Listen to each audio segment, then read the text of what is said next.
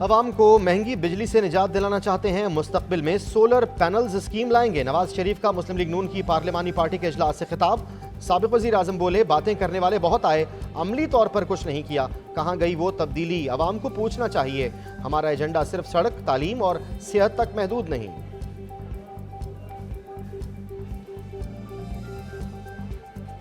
अगर पाकिस्तान के अवाम अपने वोटों के जरिए मियां मोहम्मद नवाज शरीफ को कबूल करते हैं तो मुझे यकीन है कि सब इसको कबूल करेंगे। और ये बात कोई छोड़ के चला गया, कोई छोड़ के आया, ये कोई अनहोनी बात नहीं, लेकिन हमें पुख्ता सियासत की तरफ चलना चाहिए और पुख्ता सियासत की तरफ बढ़ना चाहिए। मुझे यकीन है कि तमाम सियासी ज़ुमा और स्टेक होल्डर्स माजी से सबक हासिल करेंगे। सदर मुस्लिम लीग नून शहबाज शरीफ ने कहा है कि रोने धोने से कुछ नहीं होगा। बिलावल भुट्टो जरदारी छोटे भाइयों की तरह हैं, जिनको अवाम मुंतखब करेंगे, कौम इनको कबूल करेगी। तमाम स्टेक होल्डर्स के साथ बैठकर 75 साल की खराबी खत्म करना होगी।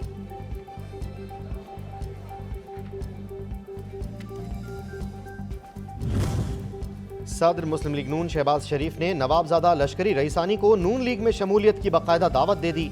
नवाबजादा लश्करी रईसानी ने मशावरत के लिए वक्त मांग लिया। बोले, शहबाज शरीफ की पार्टी में शमूलियत की दावत एजाज है। सूबे के मसाइल सियासी अमल से ही मुमकिन है। हम इस सियासी अमल का हिस्सा हैं।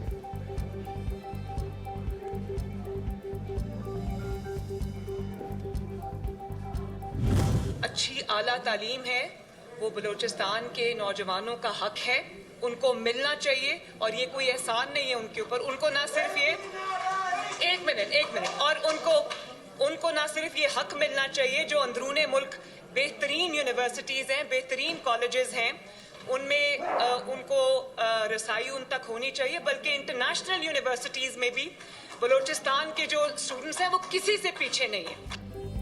बलूचिस्तान में मुस्लिम लीग नून की जड़ें मजबूत हैं। नून लीग में इतने लोग शामिल हुए जो हमारी कामयाबी है। चीफ ऑर्गेनाइजर मुस्लिम लीग नून मरियम नवाज का कोयटा में वर्कर कन्वेंशन से खिताब। बोली, वादा है जैसे पंजाब और खैबर पख्तूनख्वा पर तवज्जो है वैसे ही बलूचिस्तान पर होगी। तकालीफ के बावजूद नून लीगी मुत्तहिद रहे।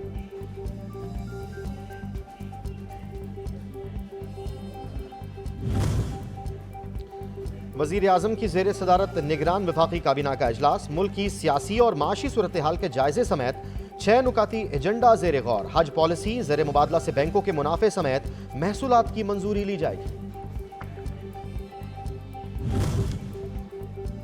रियासती मिल्कियती इंटरप्राइजेस पॉलिसी 2023 का मुसव्वदा तैयार। काबीना कमेटी ने वफाकी काबीना की मंजूरी के लिए नजरसानी शुदा पॉलिसी की सिफारिश कर दी।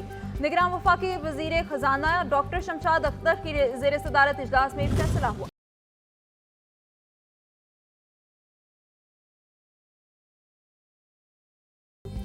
पाकिस्तान और IMF मुज़ाकरात में अहम पेशरफ्त। जल्द मुआहिदा तय पाए जाने का इम्कान।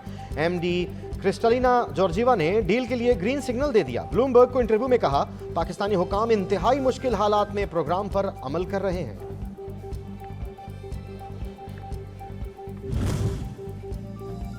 निगरान हुकूमत ने IMF का एक और मुतालबा मान लिया। IMF के साथ बैंकों के मुनाफे पर 55 अरब रुपए तक का विंडफॉल टैक्स लगाने पर इत्तफाक। ज़राए वजारत खजाना के मुताबिक बैंकों के मुनाफे पर विंडफॉल टैक्स माली साल 2021 और 2022 के लिए लगाया जाएगा। बैंकों से विंडफॉल टैक्स की मद में आइंदा माह वसूली की जाएगी।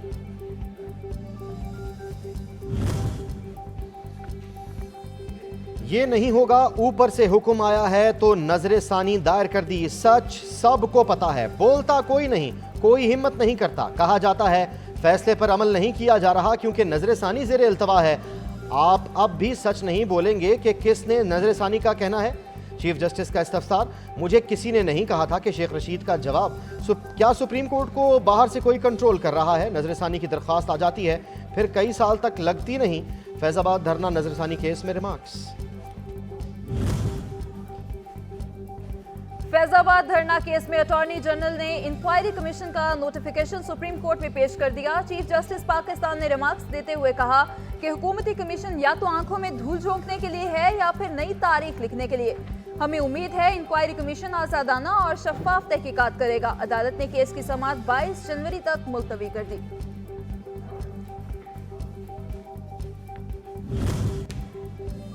कायद नून लीग नवाज शरीफ के खिलाफ अदलिया मुखालिफ तकरीर पर तौहीन अदालत की दरखास्त खारिज। इस्लामाबाद हाई कोर्ट में साबिक वज़ीर आज़म के खिलाफ दरखास्त 2018 से ज़ेरे इल्तवा थी। दरखास्त गुजार की जानिब से कोई अदालत में पेश न हुआ। चीफ जस्टिस आमिर फारूक ने दरखास्त अदम पैरवी पर खारिज कर दी।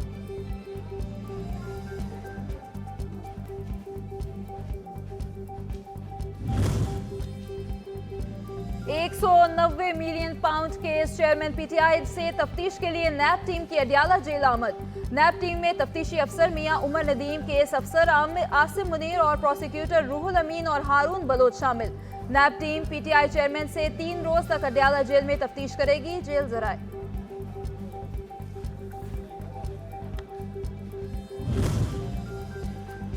शाह महमूद कुरैशी की मुश्किलात कम न हो सकीं। साइफर केस में साबिक वजीर खारजा शाह महमूद कुरैशी की जमानत की दरखास्त मुस्तरद। इस्लामाबाद हाई कोर्ट के चीफ जस्टिस आमिर फारूक ने महफूज फैसला सुनाया।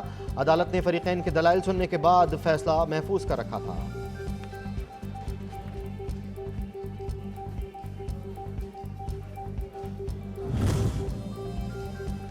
साबिक चीफ जस्टिस साकिब निसार के बेटे नजमुल साकिब की ऑडियो लीक्स के खिलाफ केस। पाकिस्तान टेलीकम्युनिकेशन अथॉरिटी का इस्लामाबाद हाई कोर्ट में जमा जवाब सामने आ गया।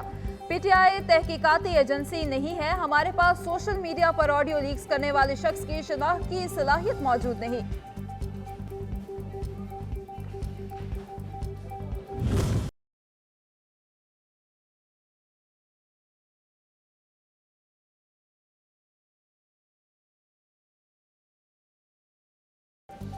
गैर कानूनी अफगान शहरियों की अपने वतन वापसी का सिलसिला जारी।